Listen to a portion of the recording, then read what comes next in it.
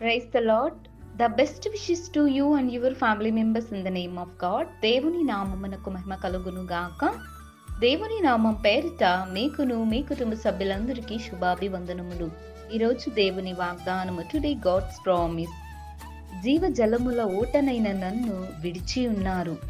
ఇర్మియా గ్రంథం 2వ అధ్యాయం 13వ వచనం. They have forsaken me, the fountain of living waters. The book of Jeremiah chapter 2 verses 13.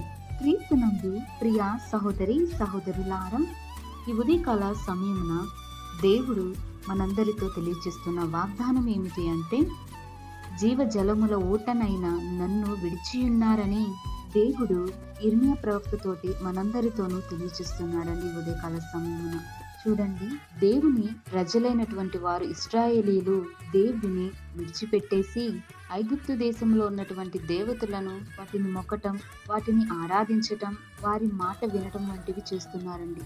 చూడండి, దేవుడి విసర్జించేసి తమ ఇష్టానుసారంగా జీవిస్తున్నారండి. దేవుడిని నమ్ముకున్నా సరే విశ్వాసులైన వారు దేవుడిని విడిచిపెడుతున్నారండి. ఈ లోకంలో కూడా అదే విధంగా ఉంది. దేవుడిని నమ్ముకొని విశ్వసించకుండా పాపంలోని జీవిస్తూ లోకాశలు కలిగి లోక స్నేహాలను కలిగి జీవిస్తున్నారు. చూడండి, ఈ లోకంలో ఉన్నటువంటి వారు ప్రతి ఒక్కరు కూడా పాపపు సంబంధులే. కానీ దేవుని సంబంధులుగా ఉండడం ఎవరు కూడా ఉండడానికి ఇష్టపడడం లేదండి. కనుకనే దేవుని యొక్క వాక్య భాగం తెలియజేస్తుంది, దేవుడు జీవ జల ఊటై అందరితో కూడా ఈ రోజున మాట్లాడుతున్నాడు. యేసయ్య మాట జీవపు ఊట లాంటిదండి.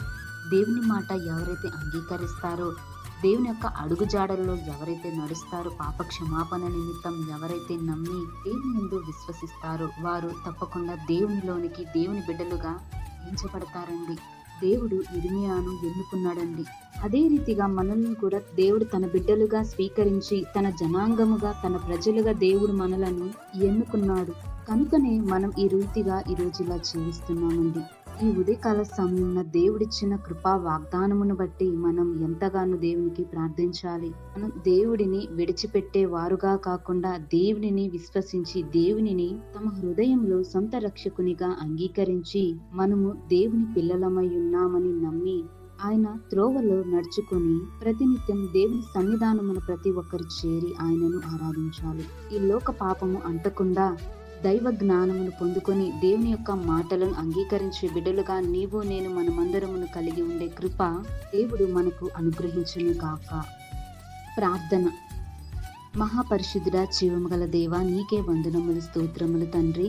ప్రభువా, ఈ ఉదయకాల సమయంలో దేవా ఈ వాక్యం ద్వారా మాతో మాట్లాడారు. అవును దేవా, ఈ లోకంలో జీవిస్తున్న ప్రతి ఒక్క విశ్వాసి లోక సంబంధులుగా జీవిస్తున్నారయ్యా. నిన్ను విడిచిపెడుతున్నారేమోనయ్యా. దయచేసి వారందరినీ జ్ఞాపకం చేసుకోనండి. వారికి మారు మనసును కలిగి చేయండి.